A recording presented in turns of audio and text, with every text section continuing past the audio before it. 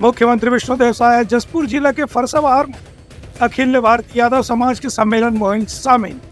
वही कुनकुरी में 220 बिस्तर के अस्पताल खोले के करी नावे घोषणा। मुख्यमंत्री विष्णुदेव साय आज जसपुर जिला में फरसाबहार विकास खंड के अंतर्गत तामा मुंडा गांव में गिरी गोवर्धन धाम के सार्वजनिक सांस्कृतिक मंडप सहित अखिल भारतीय महाकुल यादव समाज के लोकार्पण समारोह में शामिल हुई। ये मौका में यादव समाज के आम सभा रखनो मुख्यमंत्री संबोधित करी। मुख्यमंत्री हकीम की यादव समाज डहार ने उनकन जैसन भावपूर्ण स्वागत करेगी है उन्हें हमेशा याद रखी। उनकर कहने जैसे कि 2.5 महीना के छोटे से कार्यकाल में ही भाजपा सरकार डहार ने लोगों मन जो वादा करेगी से पूरा करे पर पूरा निष्ठा के साथ में प्रयास करेगी है।